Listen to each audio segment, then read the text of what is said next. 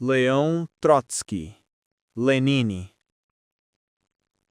De certas alusões que aqui mesmo e noutros locais foram feitas, poderia pensar-se que assentáramos, de comum acordo, num julgamento muito pouco favorável sobre a Revolução Russa e o espírito dos homens que a dirigiram, e que, se nos abstínhamos de críticas mais vivas a seu respeito, era menos por vontade de exercer sobre eles a nossa severidade do que para não tranquilizar definitivamente a opinião pública, feliz por ter de contar apenas com uma forma original de liberalismo intelectual, igual aos tantos que já conhecera e tolerara, em primeiro lugar por daí não resultarem consequências, pelo menos consequências imediatas, e em seguida porque, em rigor, esse fato poderia ser considerado, relativamente às massas, como capaz de exercer um poder de descongestão. Não é menos verdade que, por minha parte, me recuso absolutamente a ser considerado solidário com este ou aquele dos meus amigos, na medida em que pensaram poder atacar o comunismo em nome de, por exemplo, qualquer princípio, mesmo daquele, aparentemente tão legítimo, da não aceitação do trabalho.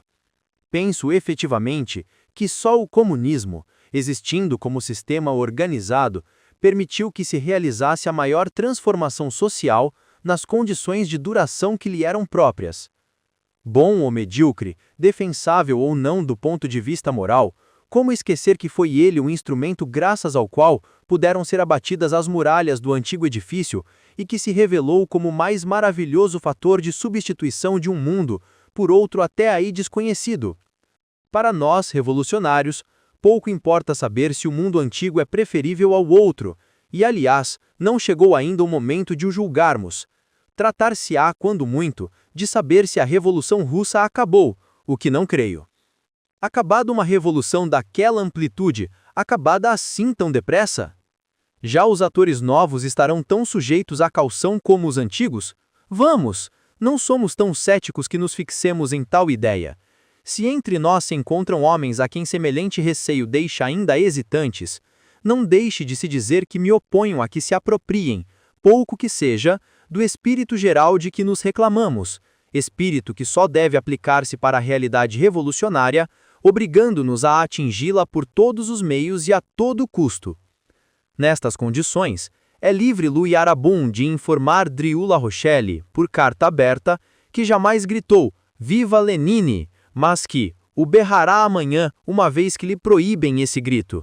Também eu, ou qualquer um de nós, é livre de julgar que não havia uma razão suficiente para um tal comportamento, e que será dar belos argumentos aos nossos piores detratores, que são também os de Lenine, fazê-los supor que agimos apenas por desafio. Pelo contrário, viva Lenine, mas só porque é Lenine. Compreende-se bem que não se trata de um grito que se perde, mas da afirmação sempre muito veemente do nosso pensamento. Seria desagradável, com efeito, que em matéria de exemplo humano, continuássemos conotados com o dos convencionais franceses, e que só pudéssemos viver com exaltação esses 2 anos, aliás, belíssimos, após os quais tudo recomeça. Não é com um sentimento poético, por muito interessante que seja, que convém abordar um período mesmo longínquo de revolução. E temo que a cabeleira de Robespierre e o banho de Marat confiram um prestígio inútil às ideias que, sem eles, já não nos surgiriam tão claramente. Violência à parte, pois é bem essa violência que mais eloquentemente falava por eles, há toda uma faceta do caráter deles que nos escapa, por isso a substituímos pela lenda. Mas se estamos, como creio, sobretudo, à procura de meios insurrecionais, pergunto a mim próprio, e para além da emoção que eles nos fizeram inegavelmente sentir, pergunto em termos práticos, por que esperamos? O mesmo não se sucede com os revolucionários russos, tais como enfim os conseguimos conhecer um pouco. Eis que, libertos de todas as reservas políticas, eles se nos apresentam em toda a sua humanidade, se dirigem a nós já não como executores impassíveis de uma vontade que jamais será ultrapassada, mas como homens chegados ao topo do seu destino e que, subitamente, se analisam, e nos falam, e se interrogam. Renuncio a descrever nossas impressões. Trotsky recorda Lenine. E a tantas perturbações se sobrepõe uma tão clara razão que é como se uma magnífica tempestade se acalmasse. Lenine, Trotsky, o simples impacto desses nomes vai uma vez mais fazer oscilar muitas e muitas cabeças. Compreenderão? Não compreenderão? Aqueles que não compreenderão, mesmo assim aproveitarão algo.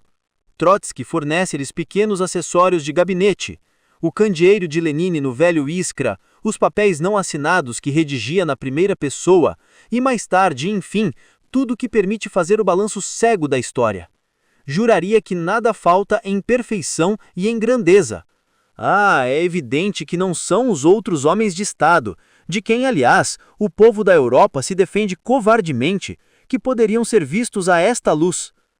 Pois a grande revelação deste livro, e não será demais insistir, é o fato de que muitas das ideias que nos são mais caras e das quais nos habituamos a fazer depender estreitamente o sentido moral particular que possamos ter, não condicionam de modo algum a nossa atitude no que respeita ao significado essencial que decidimos adotar.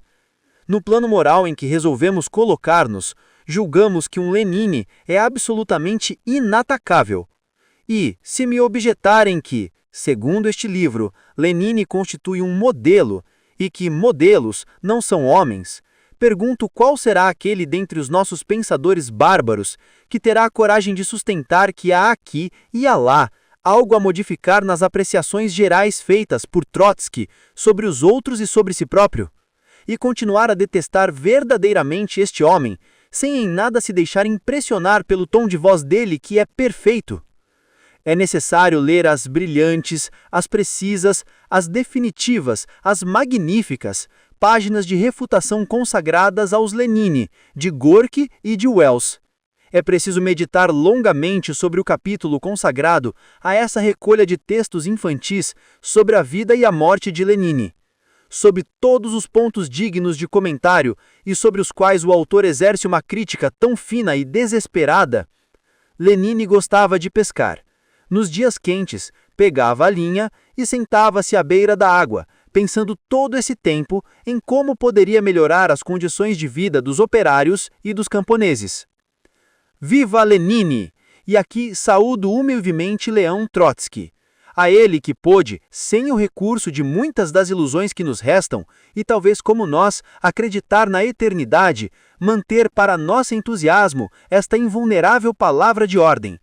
E se no Ocidente se ouvir o dobre afinandos, e ele ouvir-se-á, poderemos então estar enterrados até o pescoço nos nossos cálculos, nos nossos balanços, na nova economia, mas responderemos à chamada sem hesitação e sem demora. Somos revolucionários de cabeça aos pés, fômo-lo e assim nos manteremos até o fim.